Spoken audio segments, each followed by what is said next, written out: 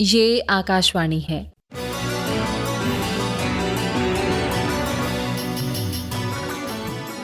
बदलती फिजाएं।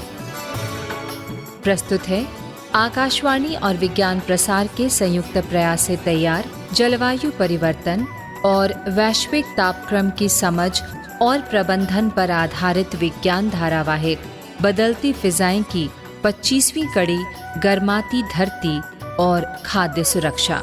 बदलती फिजा में खुद को बदले, असर देखने को घर से निकले, सुबह की फिजा में तपिश भी मिलेगी, तपिश की लहर में खुद ही संभलिए, बदलती फिजा में खुद को बदलिए, असर देखने को घर से निकलिए।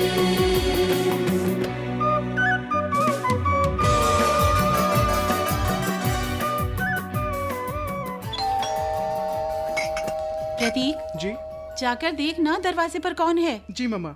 मैं जाती हूँ मम्मा। अरे वाह पापा, आज इतनी जल्दी। What a surprise. कैसा लगा सरप्राइज? हाँ, बहुत अच्छा पापा। बाकी सब लोग कहाँ हैं? पापा हम सब यहाँ हैं किचन में। अरे भाई वहाँ क्या कर रहे हो? पापा हम सब रसोई घर में मम्मी की हेल्प कर रहे थे। कैसी हेल्प भाई? पापा आपको पता है मम्मी आज बहुत सारा फ्रूट जैम बना रही हैं। अरे वाह भाई, फिर तो मुझे भी किचन में ही होना चाहिए। हाँ बिल्कुल पापा, तो चलिए किचन चलो में चलो चलते आओ हैं। चले। देखो पापा, मम्मी कितने सारे फल खरीद कर लाई हैं।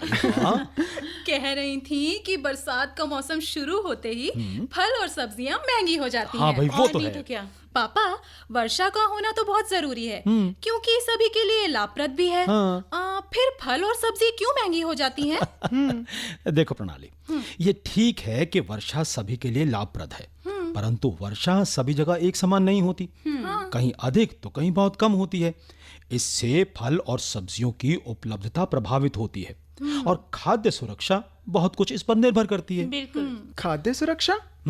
पापा क्या वर्षा खाद्य पदार्थों की सुरक्षा करती है? इतना भी नहीं पता तुझे? प्रणाली देखो प्रतीक, इसका मतलब ये नहीं कि वर्षा खाद्य पदार्थों की सुरक्षा या फिर देखभाल करती है। खाद्य सुरक्षा का अभिप्राय है कि सभी को उनकी आवश्यकता के अनुसार पर्याप्त भोजन मिल सके और इसके लिए सभी आश्वस्त हों। लेकिन हम सभी को आवश्यक भोजन सामग्री मिल ही रही है, हाँ। है ना? हाँ। फिर आश्वस्त होने की क्या बात है? देखो भाई, मैं यही कहना चाहूंगा कि हम भाग्यशाली हैं कि सभी को पर्याप्त पौष्टिक भोजन समय पर मिल रहा है। विश्व के बहुत से क्षेत्रों में अब भी पर्याप्त भोजन खाने को नहीं मिल पा रहा है और जानते हो, बहुत से लोग अब भी भूखे पेट सोते हैं। देखा? पापा कितनी खराब बात है ये। Very sad. पर पापा ऐसा क्यों है? बेटा प्रणाली, इसके कई कारण हैं। वो क्या? एक तो अत्यधिक जनसंख्या का होना और दूसरा पर्यावरण में हो रहे बदलाव, जिससे खाद्य उत्पादनों पर प्रभाव पड़ता है। पापा मैंने पर्यावरण में हो रहे बदलावों के बारे में सुना है। पर मौसम तो सदा बदलता ही रहता है। ये खाद्य सुरक्षा को कैसे प्रभावित कर सकता है? भाई मैं तुम्हारे प्रश्न का उत्तर दे सकता हूँ, पर दूंगा नहीं। अरे क्यों? ये क्या बात हुई?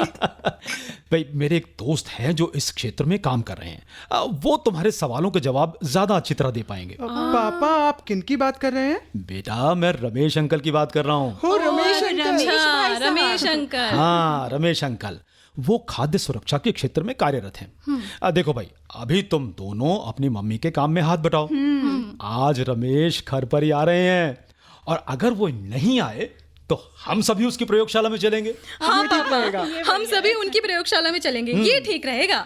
वाह, इसका मतलब हम ऑब्जर्वेशन प्रयोगशाला देखने चलेंगे। हाँ, मैं भी प्रयोगशाला के काम में आने वाले इक्विपमेंट देखना चाहूंगी। अरे बहुत रुको मजा रुको आएगा। रुको। सबसे पहले ये जो इक्विपमेंट्स यहाँ किचन में फैले हैं, इन्हें समेटो।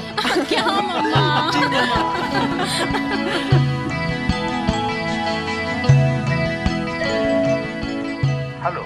Hello doctor Ramesh. Yes. Kishore बोल रहा हूँ भाई। हाँ किशोर, कैसे हैं? एकदम बढ़िया। अच्छा भाई, क्या हम तुम्हारी प्रयोगशाला विजिट कर सकते हैं? बच्चे बहुत कुछ जानना और देखना चाहते हैं। अरे Kishore, you are most welcome dear. मुझे बहुत खुशी होगी बच्चों के साथ चर्चा करके। अच्छा एक काम करो ना, कल तुम सब मेरी ऑब्जर्वेटरी में पहुंच जाओ, मैं वहीं मिलूंगा। तो ठीक है, हम राइट टाइम पर पहुंच जाएंगे। अच्छा फोन रखता हूँ, thank you. Okay bye.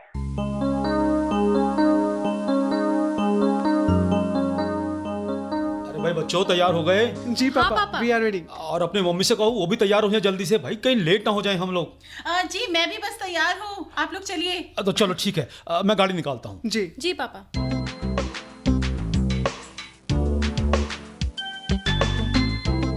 Wow पापा, कितनी बड़ी प्रयोगशाला है। हाँ सच में।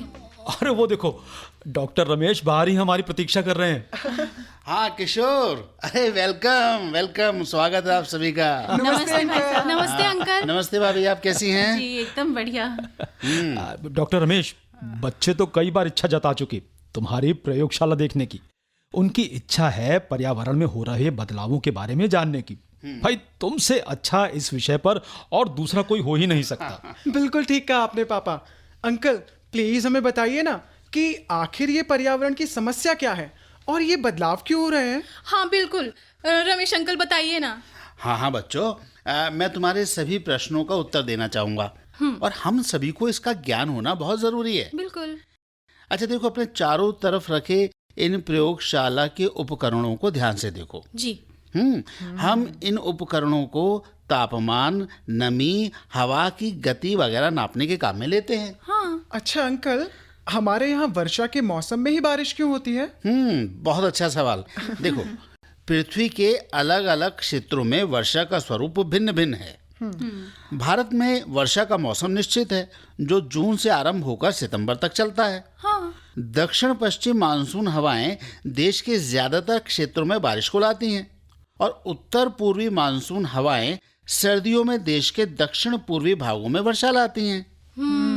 और जानते हो, मॉनसून का हमारे देश में बहुत बड़ा योगदान है। वो कैसे पापा। देखो भाई, हमारा कृषि उत्पादन मॉनसून की वर्षा पर ही निर्भर करता है। अच्छे मॉनसून का अभिप्राय है खाद्य सुरक्षा की गारंटी। ठीक कहा किशोर तुमने। देखो बच्चों, कृषि उत्पादन और समय पर पर्याप्त वर्षा, इन दोनों का आपस में घनिष्ठ संबंध है। जिन स्थानों पर 200 मिलीमीटर से ज्यादा वर्षा होती है, वहां पर धान और गन्ने जैसी फसलों को उगाया जाता है। अच्छा। जिन स्थानों पर 100 मिलीमीटर के आसपास बारिश होती है, वहां कम पानी की जरूरत वाली फसलें उगाई जाती हैं। और जहां पर 50 मिलीमीटर से कम वर्षा होती है, वहां सिंचाई के द्वारा ही फसलें उगाई जाती हैं। और इसके अलावा फसलों को उचित तापमान और नमी की आवश्यकता होती है। उत्पादन के लिए अनुकूल मौसम का होना भी बहुत जरूरी है। देखो भाई, बेमौसम कोई फसल अच्छी पैदावार नहीं दे सकती। उनकी उचित ग्रोथ यानी बढ़ोतरी भी नहीं हो सकती। चावल, गेहूं और मक्का की पैदावार फूड सिक्योरिटी में अहम भूमिका अदा करती है। अच्छा। तीनों की अलग अलग मौसम संबंधी जरूरतें हैं। गेहूं के लिए ठंडे क्षेत्र और मक्का के लिए गर्म शुष्क क्षेत्र चाहिए। रमेश भाई साहब, मुझे भी कुछ पूछना है। जरूर। दुनिया भर में इनका कितना उत्पादन होता होगा? हाँ भाभी जी, ये देखिए कि प्रतिवर्ष इनका लगभग 250 करोड़ टन उत्पादन होता है। 250 करोड़ टन? और ये प्रति व्यक्ति 300 किलोग्राम औसत बैठता है। तो भाई साहब, ये तो विश्व की संपूर्ण आबादी के लिए पर्याप्त है। तो फिर भी बहुत से लोग भूखे पेट सोने पर मजबूर क्यों हैं? हाँ, ये इसलिए हो रहा है क्योंकि सभी जगह अनाज का उत्पादन समान नहीं है। बहुत से देश अनाज उत्पादन के क्षेत्र में आत्मनिर्भर नहीं है। जो पैदावार होती है, कई बार अधिक महंगाई के कारण गरीब लोग अनाज खरीदने में असमर्थ हो जाते हैं। इसके लिए यह जरूरी हो जाता है कि पैदावार के साथ साथ अन्न सभी की पहुंच में भी हो। पर देखिए ना, अनाज बर्बाद भी तो कितना हो जाता है। हाँ सुनंदा, ये कड़वी सच्चाई है। गर्म और नमी वाले क्षेत्रों में अनाज पर कीटों का प्रकोप बढ़ जाता है। अत्यधिक नमी के कारण फफूंद का खतरा मंडराने लगता है। फफूंद से ग्रसित अनाज खाने लायक नहीं रहता है और चूहे बहुत अधिक मात्रा में अनाज नष्ट कर देते हैं। ये तो है। खाली उपलब्धता ही जरूरी नहीं है, अनाज की पौष्टिकता भी उतनी ही जरूरी है। जी पापा, क्या हमारे देश में पर्याप्त अनाज का उत्पादन होता है। हाँ प्रतीक, हमारे देश में पर्याप्त अनाज उपलब्ध है। आत्मनिर्भरता के लिए हमने अनेकों कदम उठाए हैं। और जानते हो, एक समय था जब हमारे देश को अनाज दूसरे देशों से आयात करना पड़ता था। अच्छा किशोर, मुझे याद है जब हमें राशन की दुकानों के आगे लंबी लंबी कतारें लगानी पड़ती थी। क्या कहा पापा? राशन के लिए लाइनें लगानी पड़ती हाँ थी? बेटा। पापा, हमारे देश ने इसमें कैसे सफलता प्राप्त की? बेटा, पिछली सदी के 50 और 60 के दशक में जनसंख्या बहुत तेजी से बढ़ रही थी। हमारे नीति निर्धारकों ने अथक प्रयास किए। ये बदलाव इतना बड़ा था जिसे हमने हरित क्रांति का नाम दिया। और इसीलिए अब कोई समस्या नहीं है। बाजार में जाओ, पैसे दो और जो चाहिए खरीदो। देखो प्रतीक, उस समय ये समस्या कुछ देशों की ही थी, जिसमें एक हमारा देश भी था। पर अब इस समस्या से पूरा विश्व जूझ रहा है, और ये सब हो रहा है पर्यावरण में आ रहे बदलावों के कारण। हाँ रमेश अंकल, मैंने इसके बारे में सुना है। इससे ध्रुवों की बर्फ पिघल रही है, जिससे समुद्री जल स्तर बढ़ रहा है। पर रमेश अंकल, इससे कृषि कैसे प्रभावित होगी? देखो बेटा, आप जानते हैं कि पृथ्वी के अलग अलग क्षेत्रों में मौसम एक जैसा नहीं होता है। ध्रुवीय प्रदेशों में कड़ाके की ठंड पड़ती है, तो उष्णकटिबंधीय क्षेत्रों में गर्मी, वर्षा आदि भिन्न भिन्न होते हैं। हमारे घर, कृषि और यहाँ तक कि जीवन शैली, ये सभी मौसम के अनुरूप अपनाए जाते हैं। लेकिन अब ये सब बदल रहा है। पर ऐसा क्यों अंकल?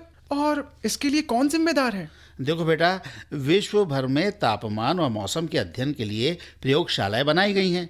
बहुत सी जगह बढ़ते तापमान को नापा गया है। औसत तापमान की स्थिति बदल रही है, तापमान बढ़ रहा है, इससे सभी सहमत भी हैं। और अगर औसत देखा जाए तो पृथ्वी का तापमान 1 डिग्री सेल्सियस बढ़ा है। क्या? 1 डिग्री? रमेश अंकल, क्या ये खतरे की घंटी नहीं है? हाँ, ये सही है। सबसे बड़ी समस्या जो नजर आ रही है बेटा, वो है तेजी से हो रहे परिवर्तन। अब हमारे देश के कई क्षेत्रों में तापमान 40 डिग्री सेल्सियस से भी अधिक रहता है। बिल्कुल ठीक कहा अंकल आपने। जानते हैं, लास्ट टाइम हमारे यहाँ दिल्ली में भी तापमान 40 डिग्री सेल्सियस से अधिक था। और बच्चों, तुम्हें पता होगा हमारे शरीर का सामान्य तापमान 37 डिग्री सेल्सियस रहता है। वातावरण के अधिक तापमान का मतलब है खतरे की घंटी। फिर तो पेड़ पौधे और अन्य जीव जंतुओं के लिए तो ये बहुत ही हानिकारक होगा। हाँ सुनंदा, धान और मक्का की फसलें बढ़ते तापमान को सहन करने में सक्षम हैं, परंतु गेहूं की फसलें इससे प्रभावित होती हैं, क्योंकि ये ठंडे क्षेत्रों में ही हो सकती हैं। यदि गर्म हवाओं का प्रकोप बढ़ जाए तो फसल उत्पादन पर इसका कुप्रभाव पड़ता है और अन्न उत्पादन घट जाता है। हाँ किशोर, ग्लोबल वार्मिंग का यही असर नहीं है, बल्कि और भी कई प्रभाव पड़ते हैं। वो क्या अंकल? देखो, गर्म हवाएं और ठंड का प्रभाव स्पष्ट नजर आने लगा है। बाढ़, सूखा, चक्रवात जैसी प्राकृतिक आपदाओं का प्रकोप बढ़ जाता है। वर्षा अनिश्चित चक्र धारण कर लेती है। बिल्कुल ठीक। और कीट वैज्ञानिकों ने पाया है कि वर्षा की अनिश्चितता और बढ़ते तापमान के कारण हानिकारक कीटों का प्रकोप बढ़ जाएगा। अधिक भूख लगने के कारण ऐसे कीट फसलों को अधिक नुकसान पहुंचाएंगे। एक अनुमान के अनुसार प्रति 1 डिग्री सेल्सियस तापमान बढ़ने के कारण ये क्षति 10 से 25% तक बढ़ सकती है। इतनी ज्यादा क्षति? हाँ बेटा, फल और सब्जियों की फसलें तो बढ़ते तापमान और कीट पतंगों से अधिक प्रभावित होती हैं। तो पापा, इसका संकेत निकलता है, यानी खाद्य पदार्थों की कमी। हाँ बेटा, लेकिन हमें आशा है ऐसा नहीं होगा। हमें शीघ्र ही आवश्यक कदम उठाने होंगे। यदि ऐसा नहीं किया तो खतरा हमारे दरवाजे पर खड़ा है। और देखो बच्चों, अधिकतर विश्व के नेताओं का यही मानना है कि ग्लोबल वार्मिंग एक सच्चाई है, हकीकत है, और मानव की गतिविधियां इसके लिए पूरी तरह से जिम्मेदार हैं। जी अंकल। बेटा, सन 2015 में पेरिस में हुए समझौते में ग्रीन हाउस गैसों की मात्रा को कम करने पर एक समझौता हुआ था। लेकिन 2017 में अमेरिका ने अपने आप को इससे अलग कर लिया। तो भाई साहब, इसका क्या प्रभाव पड़ेगा? भाभी जी, इसका निश्चित ही बहुत बड़ा प्रभाव पड़ेगा, क्योंकि अमेरिका चीन के बाद विश्व का सबसे बड़ा प्रदूषक तत्व छोड़ने वाला देश है। अच्छा। सन 2015 के आंकड़ों के अनुसार अमेरिका का हर एक नागरिक भारत के एक नागरिक से 4 गुना प्रदूषक तत्व छोड़ता है। 4 गुना? और पेरिस सम्मेलन में ग्रीन हाउस गैसों के उत्सर्जन पर रोक लगाने के लिए सहमति बनी थी, जिससे भविष्य में पृथ्वी का तापमान 2 डिग्री सेल्सियस से अधिक ना बढ़ सके। अगर अमेरिका अमल नहीं करता है तो विश्व के दूसरे देशों को और ज्यादा मेहनत करनी पड़ेगी। लेकिन रमेश, क्या किसी देश को इस तरह का निर्णय लेना चाहिए? भाई देखो किशोर, सभी देशों ने एक स्पष्ट दृष्टिकोण दिखाया था, किस प्रकार ग्रीन हाउस गैसों को घटाना है, ये सब स्पष्ट किया गया था।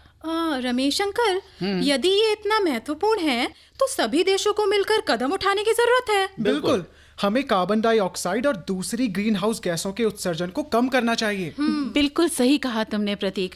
हम सबको मिलजुल कर कुछ करना चाहिए, और यदि ऐसा नहीं किया गया तो विनाश तो हमारे सामने खड़ा है। भाई देखिए ना बच्चों, सरकार तो कानून बना सकती है और नीतियां लागू कर सकती है जी। अब ये विश्व भर के नागरिक ही तो हैं जो सकारात्मक भूमिका निभा सकते हैं। हाँ रमेश, और यही कारण है कि हमारी सरकार ग्रीन ऊर्जा पर ध्यान दे रही है। आज सौर ऊर्जा और पवन ऊर्जा का प्रयोग बढ़ता जा रहा है। इससे विद्युत उत्पादन में कोयले की खपत कम होगी। बिल्कुल सही। अच्छा पापा, मैंने सुना है कि जल्द ही विद्युत से चलने वाली कारें बाजार में आने वाली है। हाँ बेटा, इन्हें ई कार कहते हैं। और जानते हो, इसके अलावा अल्कोहल मिश्रित पेट्रोल भी बाजार में मिलने लगेगा।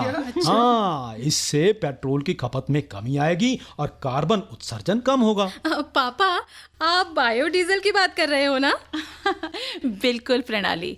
जब हम इस प्रकार के ईंधन की चर्चा करते हैं तो कार्बन का पूर्ण चक्रण होता है। जीवाश्म ईंधन को हम धरती से निकालकर जब काम में लेते हैं तो अतिरिक्त कार्बन का उत्सर्जन वायुमंडल में होता है, और ये हुआ पर्यावरण की बर्बादी। हाँ बच्चों, सभी देशों को शून्य कार्बन उत्सर्जन की दिशा में काम करने की जरूरत है, और इसके बाद धीरे धीरे कार्बन की मात्रा को घटाना होगा। पापा, हम कार्बन डाइऑक्साइड की मात्रा किस प्रकार वायुमंडल में कम कर सकते हैं? क्या पेड़ मददगार हो सकते हैं? तुमने बिल्कुल ठीक कहा बेटा। वृक्ष कार्बन को कम करने में बहुत सहायक हो सकते हैं, लेकिन विशेषज्ञों का मानना है कि पृथ्वी पर इतनी जगह ही नहीं जहां इतने सारे वृक्ष लगा सकें जो कार्बन डाइऑक्साइड को कम कर सकें। ये सही हो सकता है और बड़ा कारगर भी। क्या अंकल? यही कि कम कार्बन उत्सर्जन करके और वृक्षारोपण करके सफलता पाई जा सकती है। हमारी सरकार ने इस दिशा में प्रयास शुरू कर दिए हैं, है ना? ये खुशी की बात। हाँ बेटा, ये बहुत ही खुशी की बात है। और जानती हो, सरकार ने नए वन लगाने का कार्यक्रम हाथ में लिया है। अच्छा? हाँ, वर्षा ऋतु में पेड़ लगाने का अभियान चलाया जाता है। किसानों को खेतों से निकलने वाली घास फूस और पलाई को नहीं जलाने के लिए शिक्षित किया जा रहा है। शहरों में नागरिकों को कचरे का पुनः चक्रण करने की महत्ता के बारे में रेडियो और टेलीविजन विज्ञापनों के माध्यम से जानकारी दी जा रही है। अरे वाह! हाँ किशोर, ऐसे करते हैं ना, अब मैं आप सबको अपने घर लिए चलता हूँ और वहाँ पर इत्मीनान से बैठ कर इस बारे में बात करेंगे। हाँ, ये ठीक रहेगा। अच्छा किशोर, मैंने पिछली बार आपको बताया था वो जो हमारी ऑब्जर्वेटरी थी। हाँ रमेश अंकल, अरे रमेश अंकल। हाँ बेटा। ग्रीन हाउस गैसों को कम करने में आम व्यक्ति किस प्रकार अपनी भूमिका अदा कर सकता है? अरे वाह वाह वाह, बिटिया ने बहुत ही इंटेलिजेंट क्वेश्चन पूछा है हमसे। Thank you uncle. देखो, हम अपनी भूमिकाएं कई तरीके से अदा कर सकते हैं। वो कैसे? जैसे ऊर्जा की बचत करना सीखें, वस्तुओं को बार बार उपयोग में लाएं, उन्हें फेंके नहीं, और स्थानीय वस्तुओं और खाद्य सामग्री का प्रयोग करें। और एक बात और, शाकाहारी बने। तो क्या रमेश अंकल, इससे खाद्य सुरक्षा सुनिश्चित की जा सकेगी? बिल्कुल। देखो, आंकड़े बताते हैं कि वर्तमान में खाद्य पदार्थों की पर्याप्त उपलब्धता है। जरूरत है इसके सही वितरण की। अभी संकट भविष्य में नजर आ रहा है, क्योंकि जनसंख्या तेज गति से बढ़ रही है, जमीन और जल की उपलब्धता कम हो रही है, मौसम में बदलाव हो रहे हैं। अब ये कहना बेटा कठिन है कि भविष्य कैसा होगा। हाँ, ठीक कहा रमेश तुमने। पहले तो कुछ लोग मानते ही नहीं थे कि मौसम में बदलाव हो रहा है। उनका मानना था कि वायुमंडल में कार्बन डाइऑक्साइड की अधिक मात्रा पौधों की बढ़ोतरी और पैदावार में सहायक सिद्ध होगी। परंतु प्रयोगों में वैज्ञानिकों ने पाया है कि यदि चावल की खेती अधिक कार्बन डाइऑक्साइड की मात्रा से की जाए तो उसकी पौष्टिकता घट जाती है। हाँ, उस अनाज में प्रोटीन, विटामिन और मिनरल की मात्रा कम पाई गई है। इसका तो यही मतलब हुआ कि पैदावार कम और वो भी घटिया, यही ना? पर पापा, इस कुचक्र से कैसे बचा जा सकता है? देखो बेटा, विश्व भर के वैज्ञानिक फसलों की नई किस्में तैयार करने में लगे हैं जो पर्यावरण में आ रहे बदलावों के अनुरूप अपने को ढाल सकें। इनमें कीटों और रोग संबंधी प्रतिरोधात्मक शक्ति होगी। इससे फसलों की पैदावार जो की त्यों बनी रहेगी। हाँ, लेकिन किशोर एक बात और भी है कि अनाज पैदा करना ही पर्याप्त नहीं है, भंडारण में उसकी सुरक्षा करना भी उतना ही जरूरी है। हाँ भाई, वो तो है। और वैसे नई तकनीक के माध्यम से अनाज की मात्रा और गुणवत्ता बनाए रखना संभव हो सके। देखिए भाई साहब, मुझे तो आप सबकी बात से कुल मिलाकर ये लगता है कि हम अपने घरों में बिजली, खाना बनाने वाली गैस और पानी की बचत कर सकते हैं। बिल्कुल बिल्कुल। बस जरूरत थोड़ी सी किफायत और सावधानी की है। हम फिजूल गैस का प्रयोग ना करें, अनावश्यक घर की लाइट और बल्ब ना जलाएं।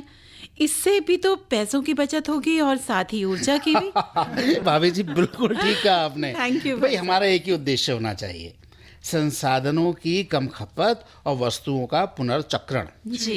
कृषि के लिए नई तकनीकों को अपनाया जाना चाहिए, जैसे कि पॉली हाउस और बूंद बूंद सिंचाई पद्धति। जी।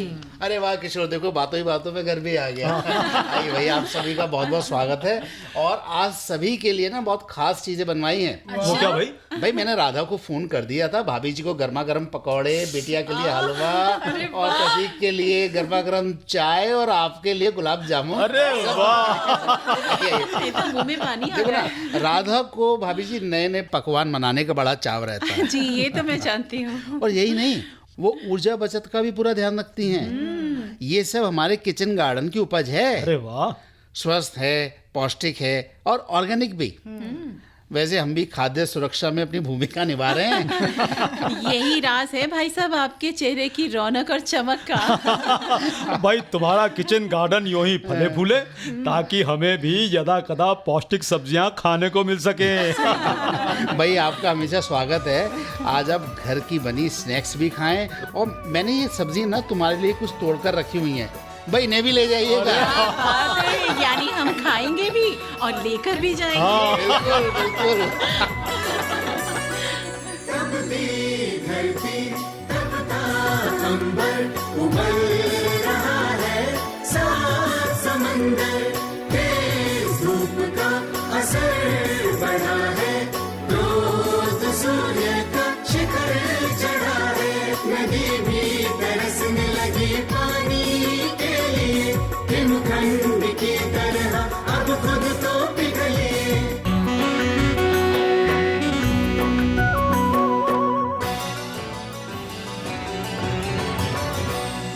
बदलती फिजाएं। अभी आप आकाशवाणी और विज्ञान प्रसार के संयुक्त प्रयास से तैयार जलवायु परिवर्तन और वैश्विक तापक्रम की समझ और प्रबंधन पर आधारित विज्ञान धारावाहिक बदलती फिजाएं की 25वीं कड़ी सुन रहे थे। गर्माती धरती और खाद्य सुरक्षा। आलेख व अनुसंधान डॉक्टर सुरेश भागवत का था। शीर्षक गीत डॉक्टर मेहता नगेंद्र सिंह। समन्वय डॉक्टर नकुल पराशर और डॉक्टर बीरेंद्र कुमार त्यागी। निर्देशन शरद शर्मा। प्रस्तुति सहायक हैदर रिजवी। और इस कड़ी के प्रस्तुतकर्ता थे दिलीप झा। भाग लेने वाले कलाकार थे किशोर सहजानी, मनोज बिसारिया, सविता शर्मा, शिखा वर्मा और ऋषि उनियाल। साथियों, अभी जाइए नहीं, अब समय है आपसे किए जाने वाले प्रश्नों का।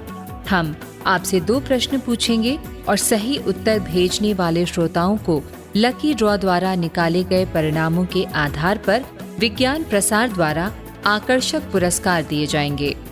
हमारा आज का पहला प्रश्न है, भारत सरकार किस प्रकार ग्रीन ऊर्जा पर ध्यान दे रही है? और दूसरा प्रश्न है, कार्बन डाइऑक्साइड की मात्रा फसलों को कैसे प्रभावित करती है? तो हमारा पता नोट करें। विज्ञान धारावाहिक बदलती फिजाएं द्वारा निदेशक विज्ञान प्रसार, A50 institutional area, sector 62, Noida 201309। आप अपने उत्तर हमें ईमेल द्वारा भी भेज सकते हैं। हमारा ईमेल पता है radio@vigyanprasar.gov.in। श्रोताओं, हमें इंतजार रहेगा आपके पत्रों का। जवाबों के साथ अपना पूरा नाम, पता, आयु, व्यवसाय अवश्य लिखें। यदि विज्ञान क्लब से जुड़े हैं तो कुल सदस्यों की संख्या लिखना ना भूलें।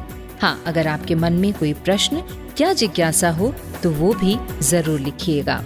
धारावाहिक बदलती फिजाएं की अगली कड़ी आप अगले सप्ताह इसी दिन और इसी समय सुन सकेंगे। नमस्कार।